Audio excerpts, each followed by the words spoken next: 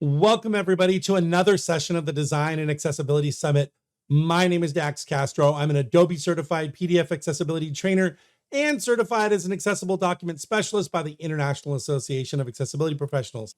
And this session is building accessible tables. And I know if you're here, it's because you're struggling with tables.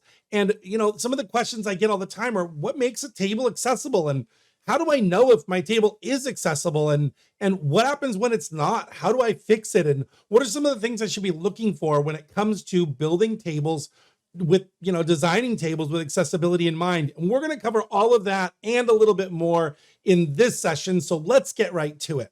Our first checkpoint is our table must have a T head and a T body. Now, I know you're probably going, oh, what the heck is a T head and a T body? I've never seen that before. Well, let's talk about that, right? So a table really is broken up into three separate parts. The T head, which is usually the first couple of rows in your table, the T body, which is the middle part typically, and a T foot, which is the bottom row in your table. Now, we don't always use a T foot. In fact, I hardly ever see it used, but in most cases, we do use a T head and a T body. Now, InDesign has the ability to set our first row. If we highlight our first row in any table, we can go in here and see convert to header row. If we right click on that, that will set those cells as a TH or table header, and it will label that first row as a T head. That means it will also label the rest of the table as a T body. And if we were to come into the bottom here and highlight the footer area and say convert to footer row, then it would in fact make it a T foot in the bottom.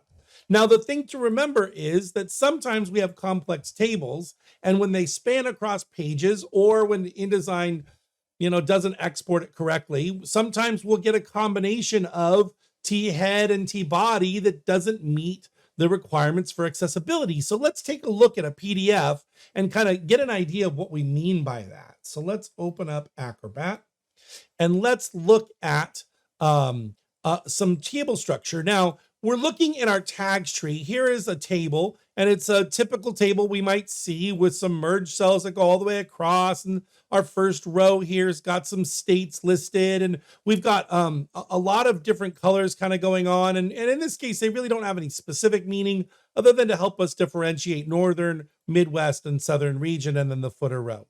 So what does our tags tree tell us? We can right click in this area on the left-hand side and click on our tags to make that appear. Or we can, if we already have it there, we just click on the little tag icon.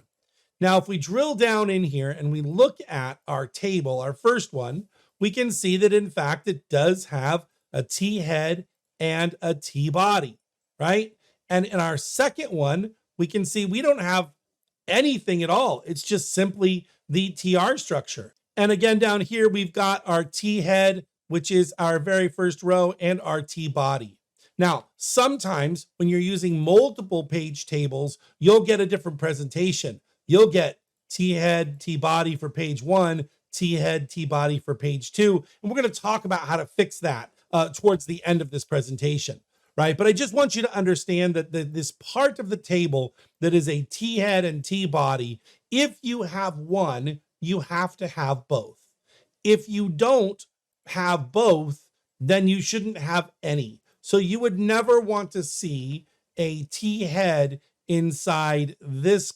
Let's go ahead and put that right there and put that in there. If we just have this first row inside our T head, this would be an improper table structure, and we would want to simply remove the T head. So we would drag that TR outside of the T head structure, and then we can just simply delete that empty container, right? We can't have part of our body structure for our table. So now let's go back to our presentation here.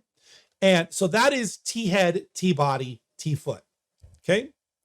Now, when it comes to our checkpoint number 2, we need to remember that every row must have an equal number of cells in every column. So what does that mean? Well, it means that when we look at this, there should be no holes in our table, that we should have the same number or thereabouts of columns in every one of our rows. In this case, we have 1, 2, 3, 4 columns, and every one of these rows total has 1, 2, 3, and then 4 because it spans or encompasses 3 columns on its own, right? And Northern is 1 column, Washington's another, 150,000 and 123, 4 cells. Now you would say, who would ever design a table that doesn't have a rectangular structure? How would you even do that inside InDesign? Well, the answer is it isn't something that you do on purpose. Let's go ahead and go back to our PDF. And what happens is if we look at this same PDF with the plugin called Callus PDF Go, we can actually use a couple of different plugins, but this one is a free plugin called Callus PDF Go HTML. And you can see here that we've got some holes. Our table definitely doesn't look like a perfect square like this one. Even this one's got some cells missing at the bottom. And it's because those span values are not set. And we're going to talk about what a span value is here in just a second. But this is what we mean by every column, every row in our table should have the same number of columns. So when we see this, we know we've got issues, some things we need to set. In fact, we can use the pack checker, which is the other. If you're not using the pack checker as your means of validating a PDF, please start.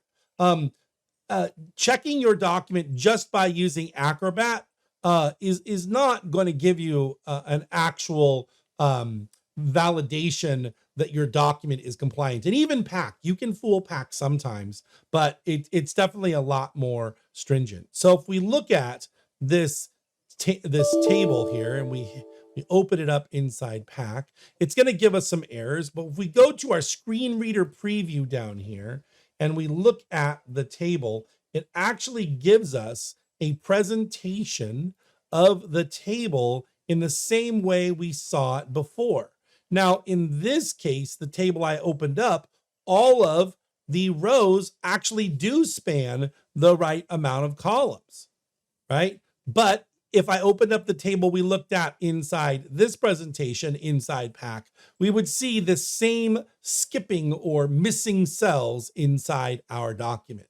So how do we fix that? We're going to talk about that here in just a second. So let's go back to our presentation. And now we know we must have the same number of columns in every row, right? And in a table, in fact, there are columns and rows, and columns go up and down and rows go left to right horizontally. And we need to make sure that our table validates to a perfect square. And checkpoint number 3 is that all columns should have header labels, right? So what makes an accessible table? Well, in this case, we've got table structure. We have column headers, row headers, footer rows, and table data. Let's look at what this is in a real world example. Here we can see, let's go up to this same table. We can see that we're missing a label for this first column. In fact, this should be, let's make this a white text, region, right? Now, some of you might say, well, my boss won't let me put a value in there that goes against our brand style. Well, I will tell you that if accessibility is your focus, imagine that you have your eyes closed and you're listening to this table and someone's explaining to you what's going on, but you don't have any descriptor of what's in that first column. It's missing information, right? You and I can glance at this table and see that all of those are the states in the first column or the regions in the first column. But if I have to listen to everything cell by cell, I don't get that same information. And that's why header cells are so important inside your table. And as a sidebar, just realize that when I say header cell, I don't mean H1, H2, H3. Those never belong inside a table structure. We're talking about a cell structure that is a table header, right? Or a cell that is designated as a TH. So here we have region for our structure, right? And if I'm designing this inside InDesign and have access to the source, I can actually add this to my table. If I am inside my PDF, I might have to get a little bit more creative and have to go in there and actually add it as text and then add it to my cell structure, you can see here that inside our table row, we've got a data cell, but we have nothing inside it. This one has population, but we would add something in here. In fact, what we can do is if we go to close this out and go to edit PDF, we would actually add text, and we can add it. Let's just do it right here, region. And then we're going to move it down right there, just so I have sanity, and then hit close. Now we can select this TD, highlight that piece of text that's inside there. You can't tell that it's highlighted, but it is highlighted. Let's see. And then I'm going to right click on here and do create tag from selection. And there it is. There's region. So now we've invisibly added it to our table structure. So in fact, it would be a really good user experience rather than having that missing cell, right? But the best solution is design it that way in the first place, right? Let's go back to our InDesign presentation here.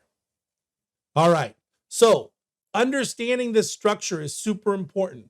Column headers, row headers, right? In fact, that we could have multiple row headers. We could come in here and have multiple row headers. In fact, we do here have both northern, let's go to this one. We have both northern, the regions and the states, right? And so that is this structure we've got here. And in fact, if we merge these cells, now we have more of an accurate representation of what's going on inside our sample table. Hope that makes sense for you. Yeah. Okay. These are the types of structures we're looking for when it comes to trying to make sure that we have an accessible table. So what does that translate into? Well, we have the underlying structure of our table is either, you'll see TR for table row, and inside a table row, we can have a TH, right? Or we can have a TD, a table header cell, or a TD for table data cell. You never want to see H1 or H2 inside the structure. That would be improper, okay? Heading levels are for paragraph text. TDs and THs are for your table structure, right? So these are the items that you should be looking for inside your compliant table. Now, header cells describe the items below them or to the right. So if I'm a row header, northern region here describes these values, but I would argue this doesn't really do a very good job. Why do we have 4 different values here? And what are they really describing, right? Again, poor table design equals poor user experience when it comes to accessibility, right? But northern region is a row header and it does describe these values. Population is a column header and it describes the stuff below it. So those are why we need those. And in fact, in our sample's a little bit more succinct. Midwest region describes these four rows, and then each of these 4 rows has a value, and it makes it a very logical, easy structure to understand. When you design tables with this structure in mind, it makes it so much easier to remediate and so much easier to understand from an accessibility experience. And it really, for everyone, definitely this is a much better experience than the other more simple table, right? So when we describe these cells, it's super important. It also means that we are describing a direction. We're describing either column or row, and that's called scope. So our scope is either column or row, which leads us to our next checkpoint, which is all columns and rows should have this proper span values, right? So if we have a scope, let's go back to our table inside Acrobat and look at some scope here. So if I'm looking at this table here, which is our last table, and I want to assign scope, because InDesign will not assign scope for our row headers or our column headers, to be honest. So our scope for northern region is row because it describes the things to the right of it. In fact, so does Washington, Oregon, Idaho, and California. Matter of fact, all of these items, we can drag a square that touches each of these elements, and we can then right click and go to cell properties. And we can make sure that yes, in fact, they are set as a header cell and that it does have a scope. You would probably see none here when you first open it. And honestly, you probably would just see data cell. So we're going to change it to header cell, change the scope to row, right? And we're getting a little exclamation here because we have some merge cells and it says, hey, these values aren't all the same. And that's fine. We don't want them to be. So we hit OK. And now we've set the scope for these cells just fine. Now the scope for each of these top cells is right-clicking cell properties. Scope is column because these items describe the things below them. Now, it is likely that in some cases, this value in the A1 cell might actually describe more than one direction. It might describe both this first column and the first row. In this case, it doesn't, but if it did, we could right-click on that cell property and change it to both. And then it would be read in both directions, okay? But in this case, it is definitely column. So that's scope. We want to make sure that we set scope for our tables so that when assistive technology starts reading the table, it understands which headers go with which table data. So it reads the header, and in this case, you would hear population, northern region, Oregon, 1 million. If we were in this data cell, it's going to read all of those headers to let that user know where they are, right? All right, let's go back to, well, let's talk about span, right? So all of our spans must be set too. Now, if we look at this second table, right? If we look at this second table, we can see that we've got a mess here. We've got things aren't set right, spans aren't set right. You'll get this from time to time where you get a table that's just, you can't edit it inside the editor, right? I will tell you that this can be very problematic. And what I tend to typically do is select all the cells I can, go to the cell editor, and set my column span and row span to 1 and 1 and hit OK.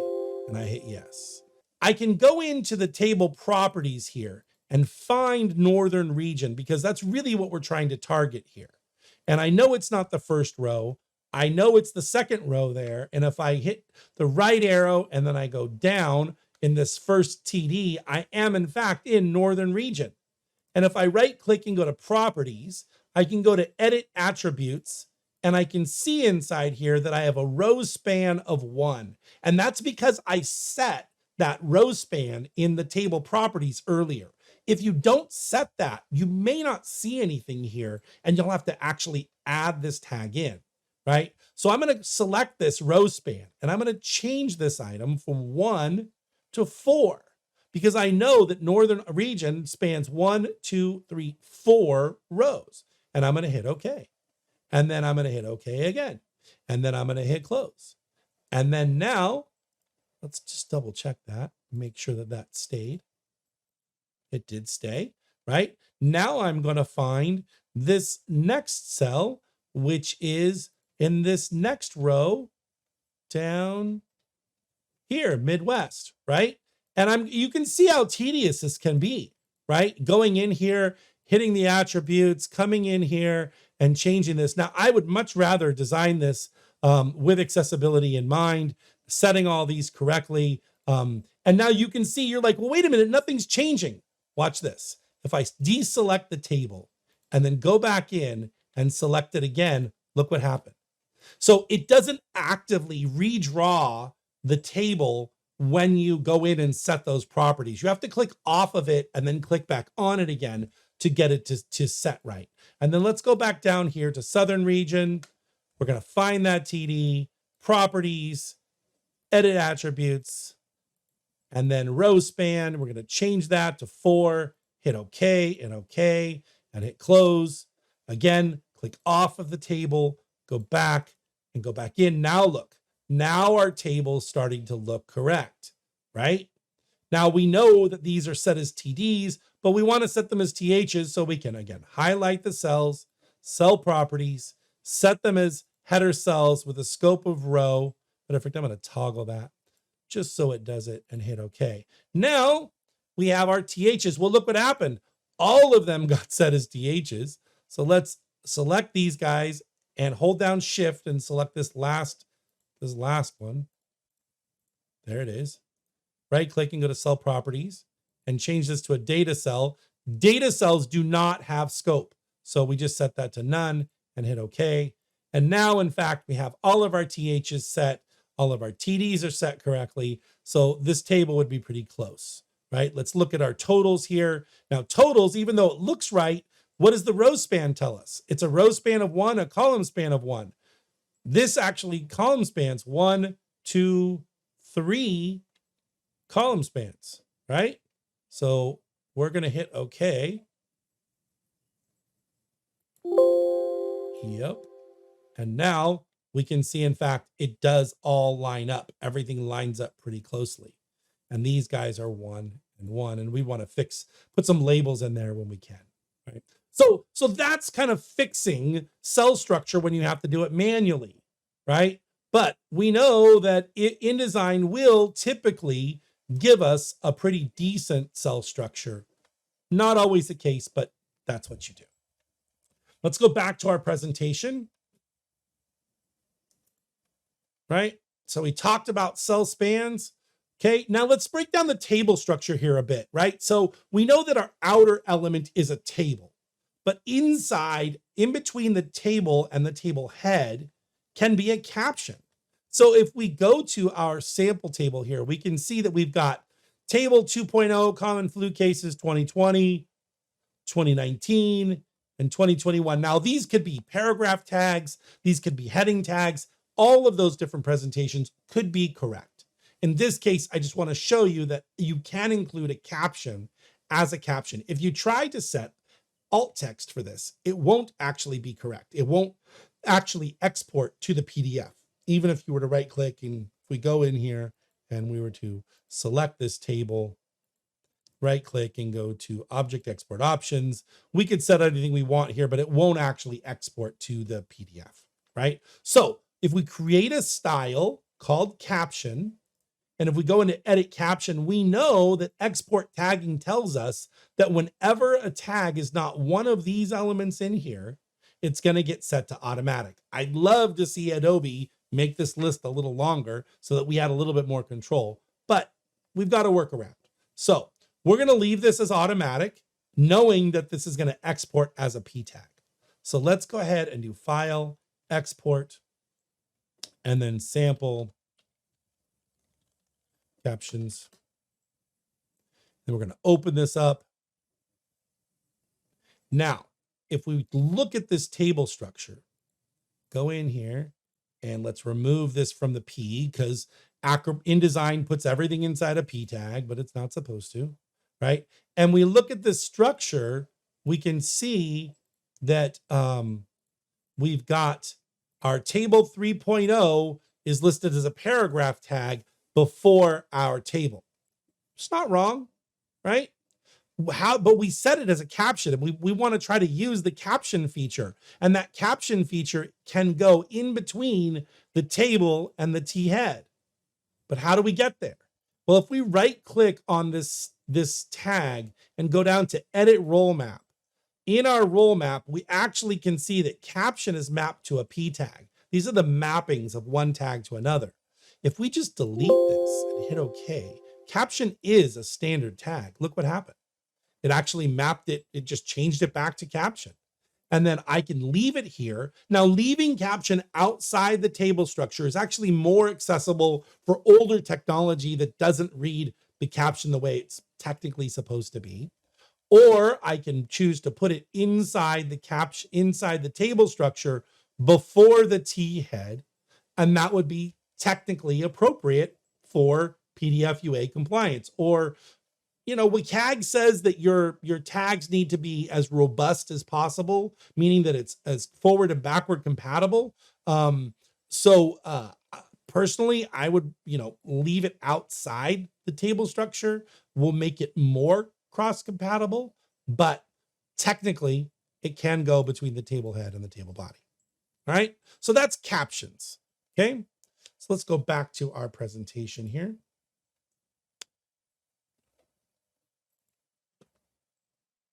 So what about table summaries? Well, table summaries and captions are kind of the same thing.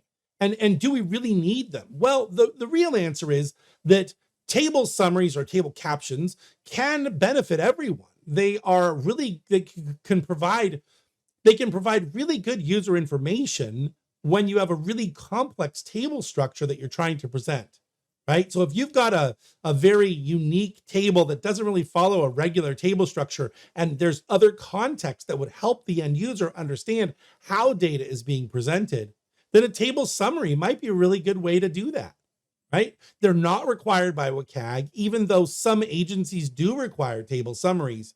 They aren't actually required by any standard, right? Now, the other thing to remember is that, when we're talking about good user experience, is that blank cells is another myth. Blank cells are actually okay in tables. The myth is you can't have blank cells in a table. Well, your agency may say they don't want blank cells in a table, but in fact, screen readers today will voice a table that has blanks in them correctly. It will actually skip it in some cases and say blank in others, but it's much better than hearing dash dash or m dash m dash or 00, or, I've seen all sorts of things being added into a cell just so they can avoid the idea of having a blank cell. It's okay to have a blank cell, right? So my next checkpoint 5, is, does my table span more than one page? So what do we do when our tables span multiple pages? Well, I want to show you an example of what happens sometimes when you have tables that span multiple pages. So in this case, we actually have a table that does span 2 pages. And look what InDesign did. It gave us a T-head, a T-body, a T-head, and a T-body, because we told it to repeat the headings across every page. We told it to do that because visually, people who have accessibility, who have cognitive disability, or really just as a cognitive cue, we want to have header cells that repeat across every page visually, so that when I flip from page 2 to page 3, I can still tell what column I'm in without having to flip back to page 2, right? So we need them from a visual standpoint, but from an accessibility standpoint, we want to remove those so that the person using a screen reader doesn't hear on the 54th row another version of the header, right? That can be very confusing for the end user. So how do we fix that? Let's take a look. It's pretty easy, actually. We need to remove this second T head, okay? So what do? Well, we shouldn't really just delete it, right? We want to artifact it or hide it from a screen reader. So what we're going to do is we're going to hold down Control and click on that little arrow, and it's going to open all of those tags all together. And if we just hold down Control and click on each one of these tags, these content objects, we can then right click and go to change tag to artifact. And what this does, it actually removes it from the view of the screen reader, so they're not going to hear that item. If we just hit delete, we create what's called untagged content, and that's not good. So let's just do change tag to artifact. It's going to ask us where on the page this was. You don't need to set this, but just hit OK. And then we can go in and just simply completely delete our T head. Now, you want to make sure if you click on the TR, nothing on the page highlights, so you make sure that you didn't miss, maybe a cell, right? So we're going to click on the T head and just hit delete. And now we have a T head and 2 T bodies, which again is not right. We know only 1 T head and 1 T body, or no T head, no T body altogether. So let's combine these. Let's go ahead and assume we're going to have a T head and a T body, and we're going to just merge these two. Now, I wish we could just hit merge, but we cannot do that inside Acrobat. What we can do is click on the first one, hold down Shift and click on the last one. And then we're going to pull these elements up. Now, see how my line underneath my cursor is long? If I'm over the icon, it's long, but if I'm right on the tag, it's short. When it's short, it's going to actually place it inside this other container, and that's not what we want at all. We want it to be long. We want it to be a sibling of the TRs.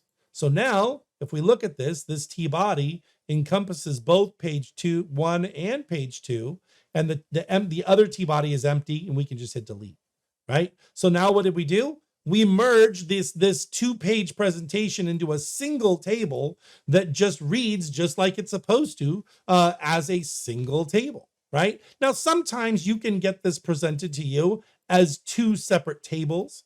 Now, if I had 100 of these, I probably would not take the time to merge them together. But if you wanted to be perfectly semantic and present them with just one table so that they could hear, table with, 4 columns and 112 rows, then I would merge these together. And again, we do the same thing. We're just going to open our T body. I'm going to do this in opposite order here. Select all my TRs, drag them up underneath, let it work. And then now I have this other table that only has T headers. Hold down control again, click, click, click, and click. Right click and go to change tag to artifact, hit OK. And then I can, when I select the table, nothing on the page highlights, so I'm safe to delete, right? And now we've in fact created the same exact structure for both of these tables being presented, starting with 2 different starting points, right? All right, let's go back to our presentation. So the last checkpoint I want to talk about is using color as an indicator for data values or status. And we see this all the time in things like measles charts, where they're the little circles or the different shapes, or, we call it stoplight syndrome, where it's red, green, and yellow for whatever status it's in. Let's take a look at a sample table I've got here.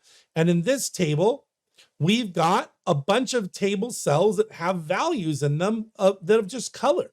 So the percentage of change in this table happens to just be a color value, and then it associates with the legend that's less than 100, 120, or greater than 100, 100 to 26, 25 to 0, and on down the line, right? So that means it's a cognitive barrier, because now I've got to look at the color, go down to the legend, try to figure out what value it is, and then try to make some speculation as to what it actually is in the range of values, right?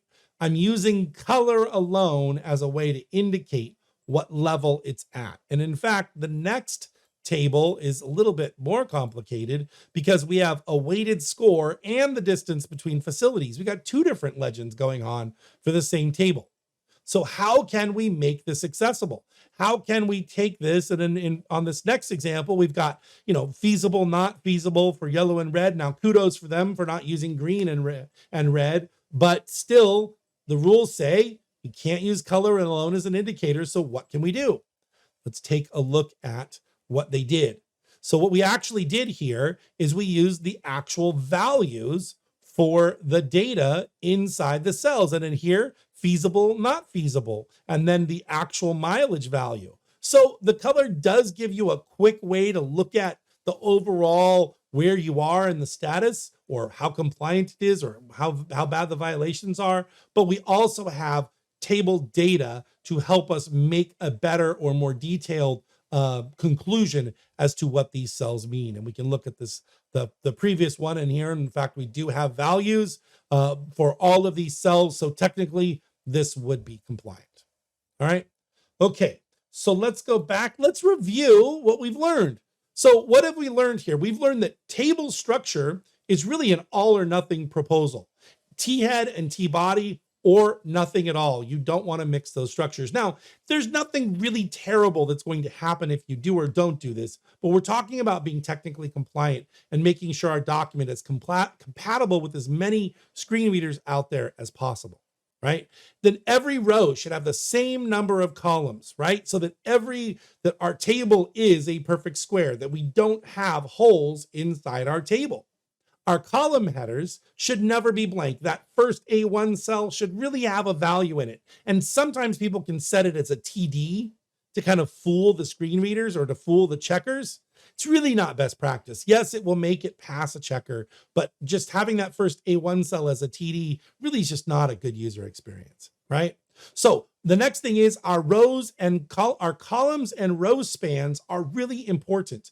They help make the table structure correct. And we saw how when we had column spans or row spans that weren't correct, our table was a mess and it was a little bit of extra work to actually go in and clean it up, right?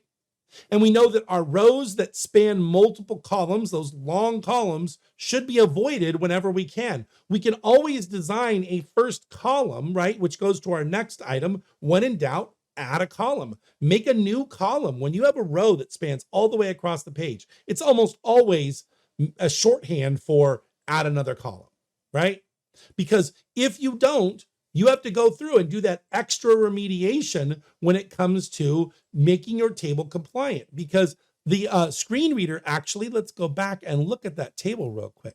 A screen reader does not know when to stop reading Northern region and start reading mid-region, Midwest region, or Southern region. So what does that mean for us? It means that if I'm down here in Wyoming or even Florida, and I want to hear this value, what's going to be read by the screen reader is population, Northern region, Midwest region, Southern region, Florida, and then 250,000. Not the user experience we want. We want it to just say population, Southern region, Florida, and then the value, right? And there's a way to do that with using cell IDs, but it's really complex without automated tools that kind of help you along the way. And I will talk about some of those in my session, my accessibility toolkit session. But without those automated tools, it really is a lot of extra work when you could just simply design your table slightly differently and not have to do any real remediation whatsoever, right? So definitely designing with accessibility in mind. Table captions or table summaries are not required, but can be helpful when it comes to presenting complex data in table format. So you choose with your agency whether you want to or not, or ask the person giving you the task, do we have to do table summaries? Because someone's got to write those. And that may not be you as the best user person, the best person to actually come up with what those summaries are. And tables that span multiple pages require extra work, right? They require us to do extra thinking, extra remediation. You saw how long it took for me to do that, and I'm doing it relatively quickly on a very simple table. Imagine having to combine a table that's 4 or 5 pages long. That can be really tedious, right? Okay. And then avoid using color alone as indicators inside our tables. So always use a marker or a label or a secondary value, something else besides color alone. You should never see just a blank colored cell. Now, you could hide that text that we saw in our sample tables and color it red or blue or whatever color the cell is, so that so that the visual user doesn't see it. But it's definitely a cognitive barrier, and really you should have more than one indicator, because someone who might be colorblind, you might be using colors that are going to confuse the reader, and that text really helps simplify what's being presented, right? All right, guys, I hope that you have learned some more about what makes a table accessible and how to build an accessible table.